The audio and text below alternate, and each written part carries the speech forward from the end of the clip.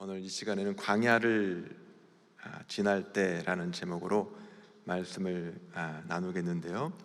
신명기 8장 2절부터 6절까지 말씀을 먼저 봉독하도록 하겠습니다.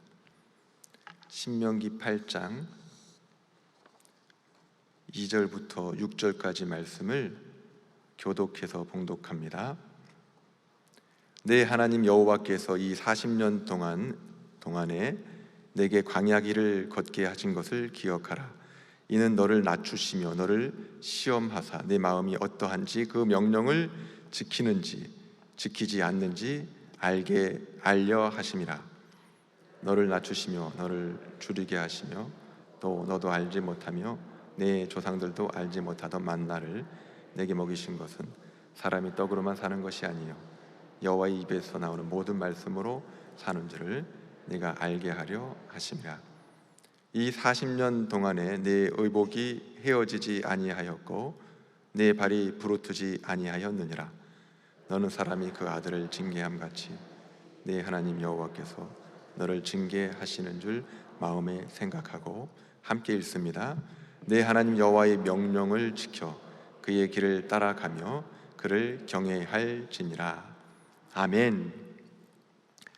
담임 목사님께 왜 설교를 하실 때 돌아다니면서 하시냐, 우리 목사님의 특징이잖아요.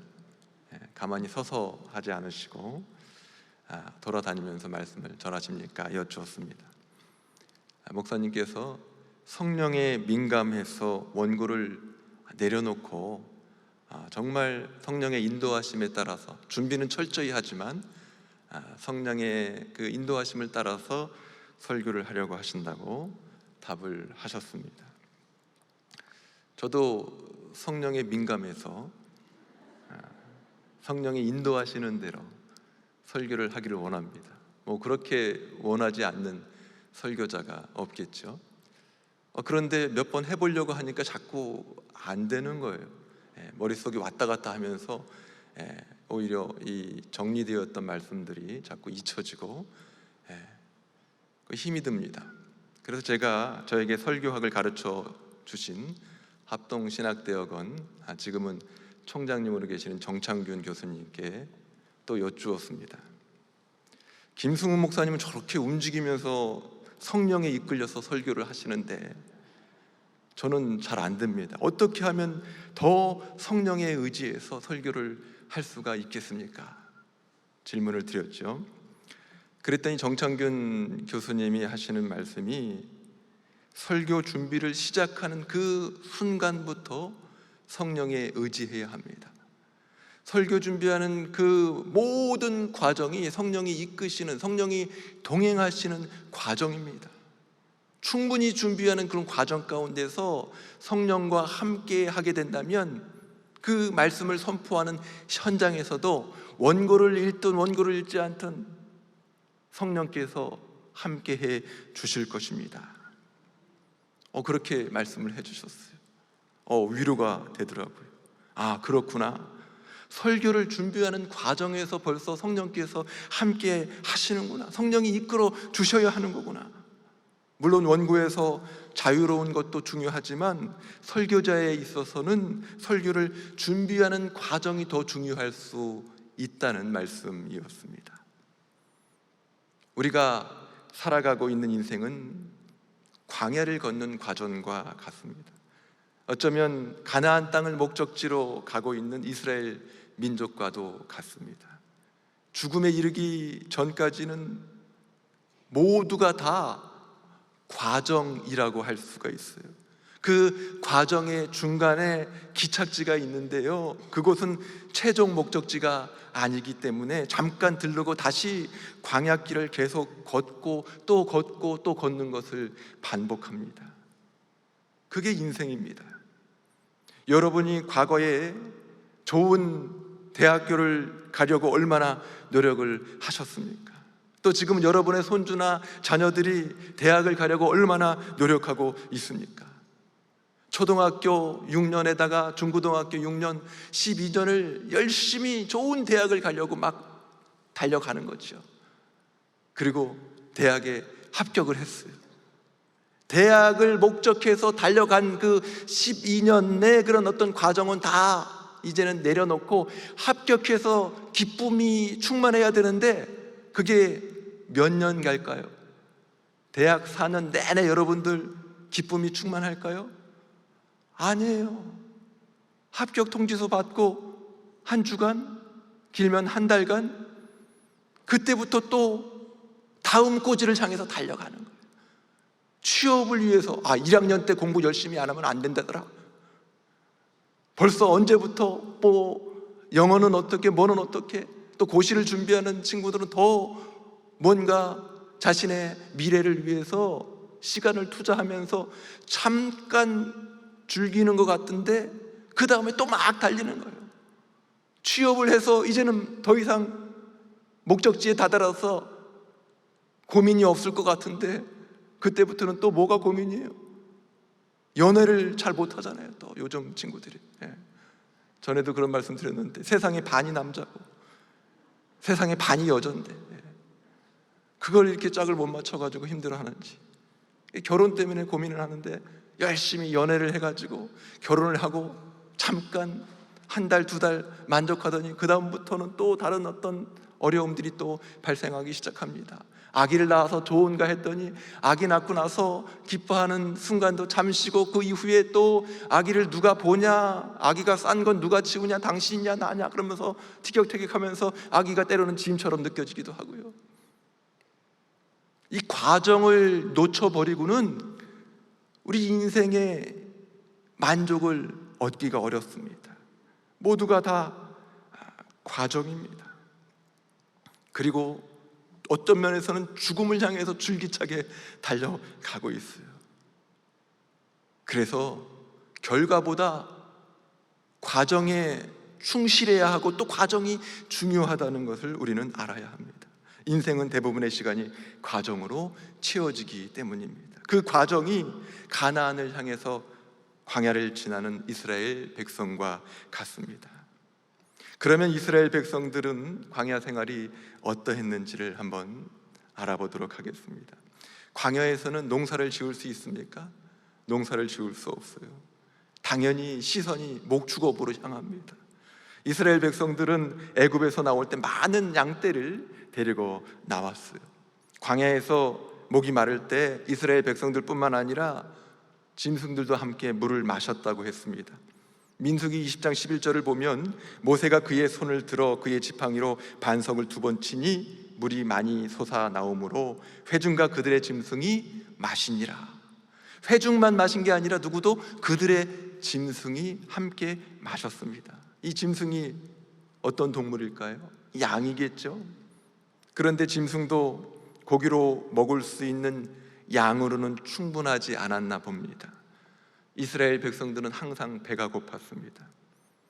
우리 인생도 항상 배가 고프죠. 밥은 많이 먹었는데 그래도 배고파요. 빵이 있는데도 배가 고파요. 육신적인 배고픔만 아니라 영적인 기갈이 있고 정신적인 배고픔이 함께 있습니다. 배고픔이 몰려올 수 있어요. 인생에서는, 광야에서는 시험을 마주해야 합니다. 오늘 본문 2절을 보시면 네 하나님 여호와께서 이 40년 동안에 내게 광야길을 걷게 하신 것을 기억하라. 이는 너를 낮추시며 너를 시험하사 네 마음이 어떠한지 그 명령을 지키는지 지키지 않는지 알려 하심이라 말씀하고 있어요. 하나님께서 시험을 통해서 그 명령을 지키는지 지키지 않는지를 알려고 하신다고 말씀하고 있습니다. 그런데 이스라엘 백성들은 광야에서 배고픔으로 인해서 모세와 아론을 원망했지요. 소위 애굽에서는 그래도 내가 잘 나갔었는데 그때를 떠올리는 거예요. 잘 나가봤자 종이었지만 종살이를 해도 배불리 먹었으면 좋겠다고 하는 것이죠. 이때 하나님께서 양식으로 백성들을 또 시험하십니다. 양식으로 무엇을 주셨습니까? 우리가 잘 아는 만나를 주셨습니다. 그런데 꼭 몇 사람이 이 시험에 걸려서 넘어집니다. 출애굽기 16장 4절 말씀을 한번 같이 읽어볼까요? 그때 여호와께서 모세에게 이르시되 보라, 내가 너희를 위하여 하늘에서 양식을 비같이 내리리니 백성이 나가서 일용할 것을 날마다 거둘 것이라. 이같이 하여 그들이 내 율법을 준행하나 아니하나 내가 시험하리라. 하늘에서 만나를 비같이 내려주십니다. 그런데 일용할 양식만 거두는 거예요. 일용할 양식만 거두면 돼요. 근데 이스라엘 백성들이 하루하루를 사는데 의지할 것이라고는 하늘에 내리는 만나 뿐이었죠. 그것도 하루치만 얻을 수밖에 없는 상황입니다. 그런데 몇몇 사람이 하나님의 말씀에 순종하지 아니하고 때로는 만나를 거둬서 아침까지 두는 것이죠. 그러니까 어떻게 됩니까? 거기에 벌레가 생기고요, 냄새가 나서 도저히 먹을 수가 없게 되었습니다. 1년치를 저장할 수 있는 쌀이나 밀 같은 곡식을 주면은 1년을 걱정하지 않아도 되는데 하루하루 만나를 내려주시니까 매일매일 걱정을 할 수밖에 없습니다. 매일 일거리가 있으면 하루 벌어서 하루 먹고 살아가는 것입니다. 그런데 일거리가 매일 있지 않을 때가 문제가 되는 거죠. 그럴 때 우리는 걱정을 하면서 살 수밖에 없습니다. 여기서 우리가 알 수 있는 것은 광야는 시험을 통해서 하나님을 전적으로 의지하는 곳이라는 사실입니다. 어쩌면 이스라엘의 광야 생활은 내일이 없는 삶이라고 할 수도 있습니다. 하루하루는 겨우 해결이 되었지만 미래는 전혀 보장받지 못하는 불투명한 삶의 연속이었습니다. 오늘 우리가 코로나19 앞에서 대하고 있는 현실이 그렇지 않습니까? 한 달, 두 달이면 없어질 줄 알았는데 이게 6개월 이상 장기화되니까 내일은 아니고 한 달 후는, 1년 후는 어떻게 될까에 대한 그런 어떤 고민과 걱정이 함께 있는 것을 보게 됩니다. 하루하루를 하나님만 바라보고 의지해야 하는 과정인 것이죠. 곳간에 쌀이 든든하지 않아도 하나님을 바라볼 수 있어야 하는 곳이 광야입니다. 예수님께서도 공생애를 시작하시기 전에 광야에서 사탄의 시험을 받으셨죠. 물론 사탄의 시험은 유혹을 위한 것이고 하나님의 시험은 우리를 살리기 위한 목적이지만 시험이 많이 다를 수 있지만 큰 의미에선 사탄의 시험도 하나님의 인정 아래서 이루어진 것으로 볼 수 있습니다. 예수님의 십자가 죽음도 사탄의 시험이면서 동시에 어떻습니까? 인류 구원을 위한 하나님의 계획이었던 것이죠. 그런데 광야에선 그런 시험이 부지기수입니다. 어떤 사람은 날마다 시험이 없는 날이 없다고 그래요. 매일매일의 삶이 시험의 연속입니다. 코로나19 이거는 아무것도 아닙니다. 내 삶을 들어보세요 하면서 말씀을 하기 시작하는데 너무너무 힘든 삶의 연속이에요. 영적으로도 전도나 설교를 하는 과정에서 특히 시험이 많이 있습니다. 사탄이 쉽게 복음을 전하도록 기회를 주지 않습니다. 뭔가 넘어질 만한 것들을 같이 던져줍니다. 하나님 나라가 확장되는 이런 과정 가운데서도 광야 생활이 진행이 되고 있다는 것이죠. 요단강을 건너서 가나안에 들어가면 그러한 기회가 사라질 수 있습니다. 광야에서 해야 할 일들이 반드시 있습니다. 그런데 그 중에 하나가 바로 시험을 이기는 것이라는 거죠. 우리는 때때로 시험을 통해서 하나님의 역사를 볼 수 있습니다. 히브리서 2장 18절에도 그가 시험을 받아 고난을 당하였은즉 시험 받는 자들을 능히 도우실 수 있느니라. 시험 가운데서도 주님께서 도우십니다. 과정을 통해서 역사하시는 하나님을 알고 나면 그래서 전도와 기도는 실패가 없다고 할 수 있어요. 복음을 전하는 과정 그 자체가 은혜고 성공이라고 할 수 있습니다. 받아들이고 받아들이지 않고는 그러한 결과는 하나님의 몫입니다. 우리는 전하라고 하니까 그 과정 가운데서, 전하는 과정 가운데서 최선을 다할 뿐입니다. 그런데 복음을 듣고 잘 받아들이는 경우가 있는가 하면 이를 갈면서 복음을 거부하는 경우가 있습니다. 스데반 집사가 말씀을 전했을 때 유대인들의 반응이 그랬죠. 사도행전 7장 54절에 그들이 이 말을 듣고 마음에 찔려 그를 향하여 이를 갈거늘. 복음을 전했는데 순수하게 받아들이면 얼마나 좋아요. 너무나 기쁘게 복음을 전하고 전도할 수 있을 텐데 때로는 이를 가는 사람들이 있다는 것이죠. 이러한 자들에게 스데반이 순교하게 이릅니다. 그렇다고 스데반의 전도가 실패로 끝난 것인가요? 아니죠. 그것이 쌓이는 것입니다. 유대인들에게 아픔을 주었지만 그것이 능력이 되어서 그들의 가슴에 묻혀 있는 것입니다. 그래서 전도는 시험이 있는 그 과정이 중요합니다. 사랑방을 세우고 교회로 모이는 것 자체가 감사요 성공입니다. 어떠한 구조가 중요한 것이 아니라 복음이 말씀대로 흘러가는 것이 중요한 줄 믿습니다. 하나님께서는 이러한 구조를 다 활용을 하십니다. 구약의 때는 구약에 맞는 방법으로 활용을 하시고요, 신약의 예수님 시대에서는 예수님 시대의 방법으로, 또 코로나19가 만연한 오늘날에는 뉴 노멀 시대에 맞는 방법으로 복음이 흘러가게 하십니다. 그런데 우리는 형식이나 구조를 보고 성공이네 실패네 얘기하거나 또 그것은 크고 그것은 작다고 판단하기가 쉽습니다. 교회의 숫자가 줄어들거나 하면 실패로 간주하기도 합니다. 아닙니다. 오히려 그 과정에서 주시는 메시지를 붙잡아야 될 줄 믿습니다. 기도하는 것도 마찬가지. 기도하는 그 자체가 감사예요. 내가 구원받지 않았다면, 내가 하나님의 자녀가 아니라면 어떻게 하나님께 감히 간구할 수가 있습니까? 하나님과 어떻게 대화할 수가 있어요? 믿음이 없이 어떻게 기도할 수가 있어요? 기도하는 것 자체가 감사요 신앙생활의 성공입니다. 그런데 어떤 분들은 꼭 내 방식으로의 기도 응답을 고집하면서 시험에 빠져듭니다. 기도는 하나님의 뜻을 구하는 것이죠. 하나님의 뜻대로 되도록 돕는 것입니다. 기도를 통해서 하나님의 뜻을 더욱 분명하게 깨닫게 됩니다. 기도를 통해서 내 뜻대로만 하나님이 움직이시면 잘못하면 지구가 망할 수도 있어요. 하나님의 뜻대로 가야 합니다. 그런데 그것을 깨닫는 거예요. 그래서 과정으로서의 기도를 생각하면 기도에는 실패가 없습니다.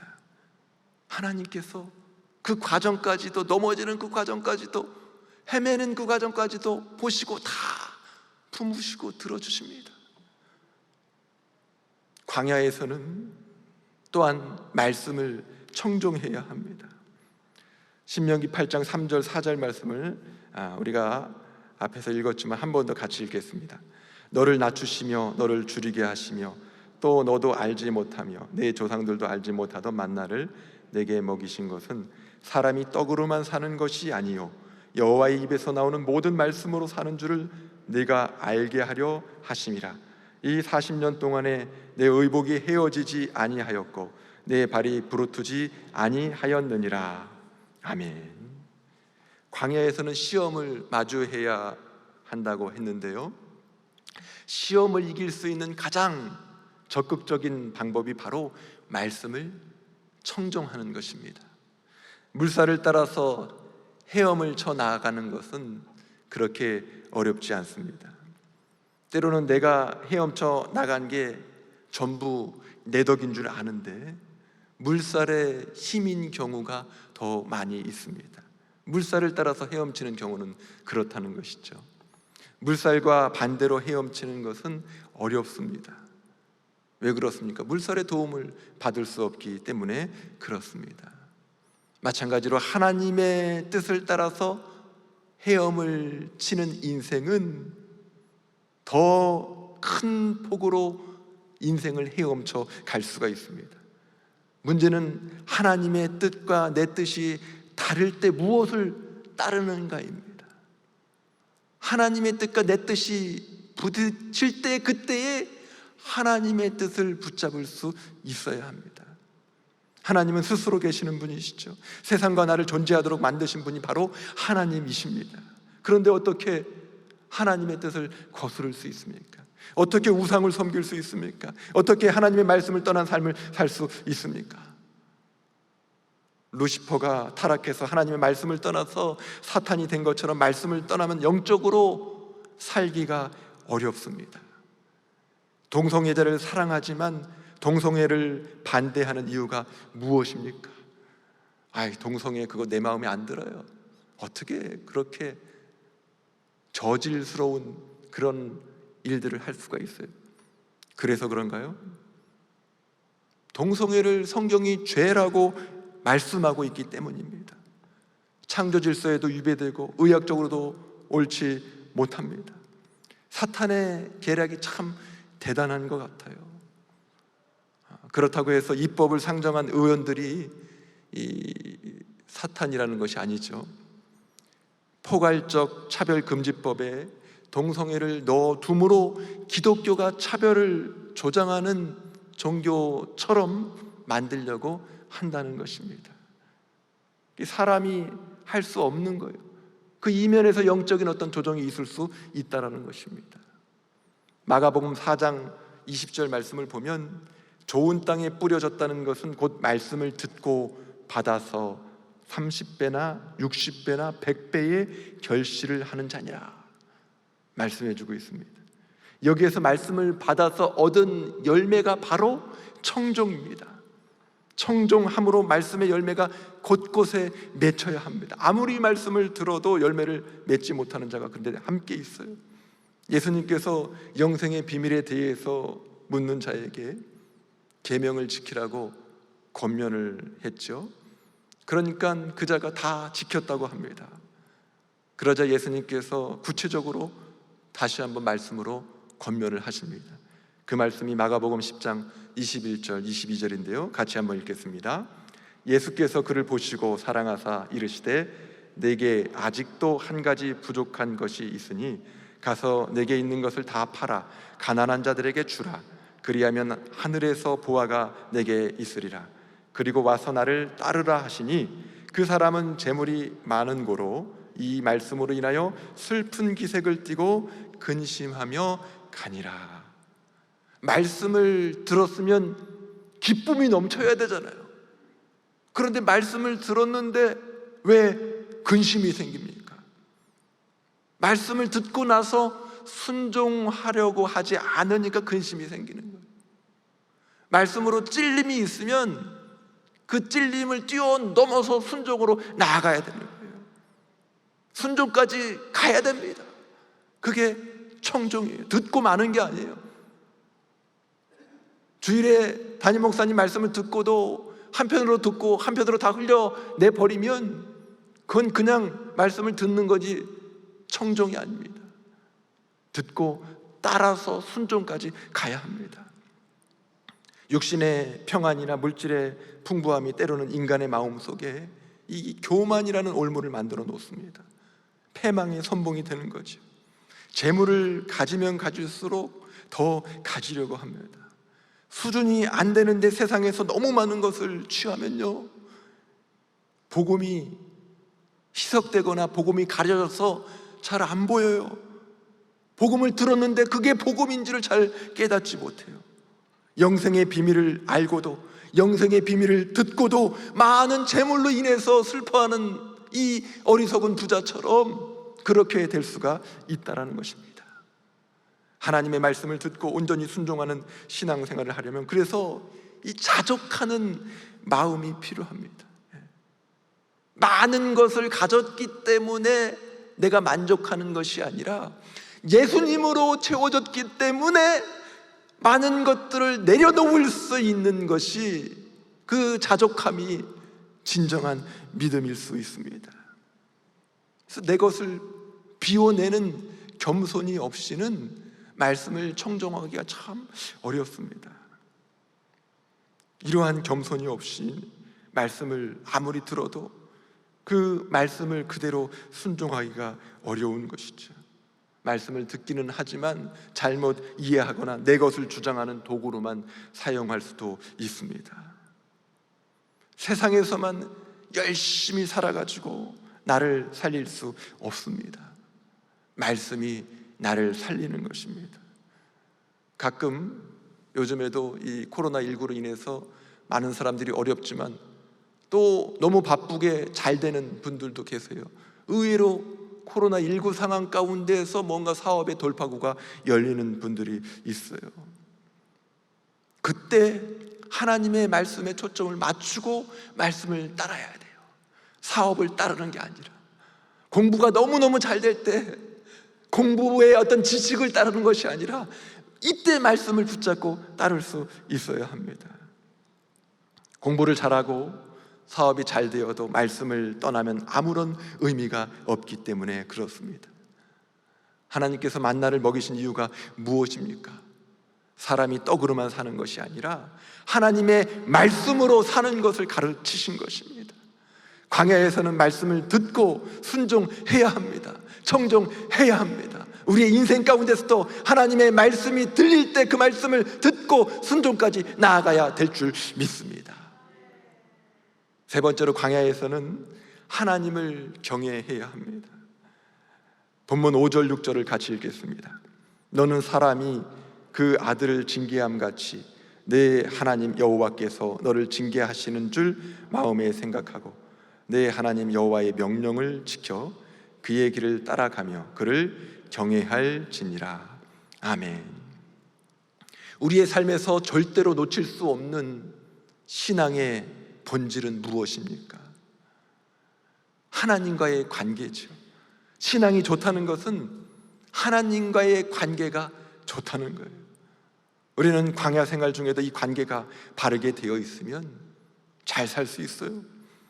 코로나19가 몰려와도 하나님과의 관계가 바로 되어 있으면 잘 살 수 있습니다.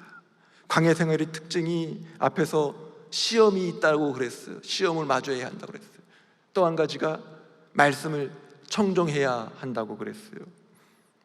이게 하나님을 경외하는 경외의 신앙으로 발전할 수 있는 근거가 됩니다.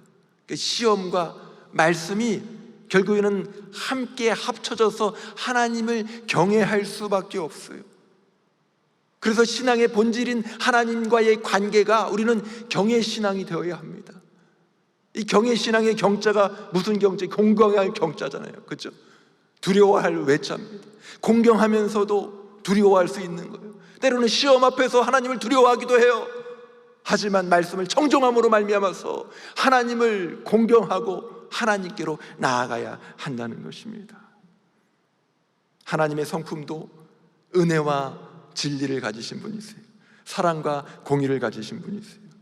한편으로는 사랑으로 우리를 보듬지만 한편으로는 공의를 가지고 우리를 책망하기도 하시는 분이 하나님이세요.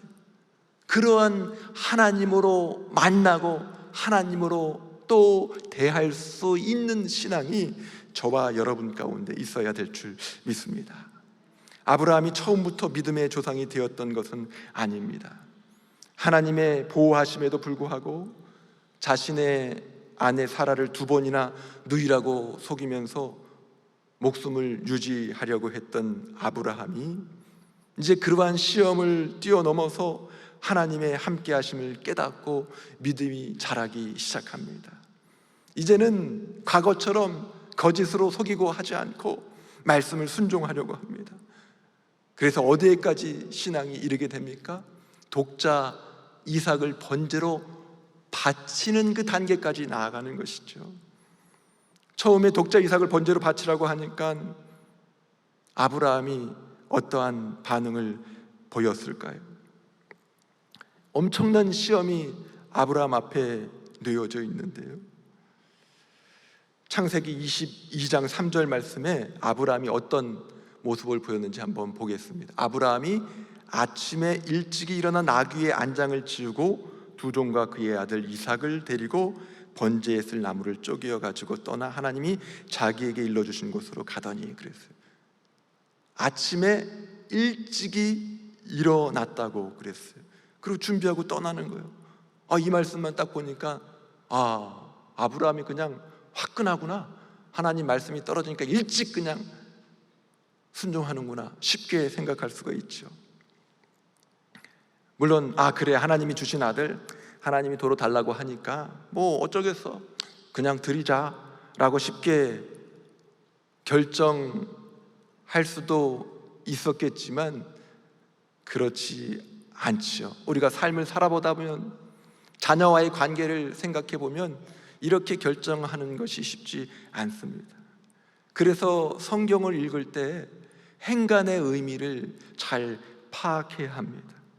아침에 일찍이 일어난 것은 맞지만 그 전날부터 하나님께 이삭을 바치라는 명령을 들은 아브라함의 마음은 굉장히 복잡했을 겁니다. 기쁨이 충만했을까요? 아니죠. 마음이 막 찢어지도록 아팠던 것이죠. 100세 때 낳은 아들인데, 그것도 사랑하는 사라를 통해서 낳은 아들로는 외아들이잖아요. 인간적으로 보면 줄 수 없습니다. 속으로 이렇게 생각했을지도 모릅니다. 하나님이 요즘 정신이 없으신가 봐. 줄 때는 얹히고 그 귀한 아들을 번제로 태워서 각을 떠서 드리라고? 이게 말이 돼?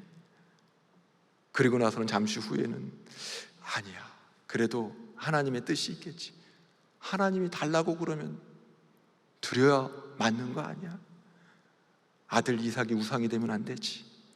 그러다가 또 반대의 생각을 하고 엎치락 뒤치락 하다가 잠이 안 오는 거죠. 에라 모르겠다, 마음이 더 흔들리기 전에 순종하자, 떠나자. 쉽지 않지만 이게 성경 말씀을 통해서 보여야 합니다. 이러한 과정이 신앙을 세워 나갑니다. 나면서부터 신앙이 생겨서 하나님을 경외할 수 없어요. 도둑질만 하고 살던 사람이 갑자기 변심을 해서 회개하고 돌아왔다고 해서 그 다음부터 막 신학교를 갔다고 해가지고 온통의 삶이 다 바뀌는 게 아니에요. 넘어짐이 있고 쓰러짐이 있고 여러 연단의 과정을 통해서 겨우 일어서서 한 발자국을 내딛는 겁니다. 시험과 청정의 과정을 통해서 하나님을 경외하는 신앙을 배우는 것입니다. 부를 축적하는 것도 과정이 중요합니다. 고민하고 씨름해서 땀을 흘려서 얻어진 부가 가치가 있는 것이죠. 그러한 과정을 무시하면은 로또 복권을 자꾸 사려고 하는 거예요. 공부를 하는 것도 하루아침에 다 알 수가 없기 때문에 문제를 풀어가면서 때로는 이 문제가 맞기도 하지만 때로는 틀리기도 하면서 알아가는 것입니다. 그런데 그 과정을 빼먹고 성적을 올리려고만 하면 어떻습니까? 컨닝을 하는 거죠. 자신의 실력이 될 수 없는 겁니다.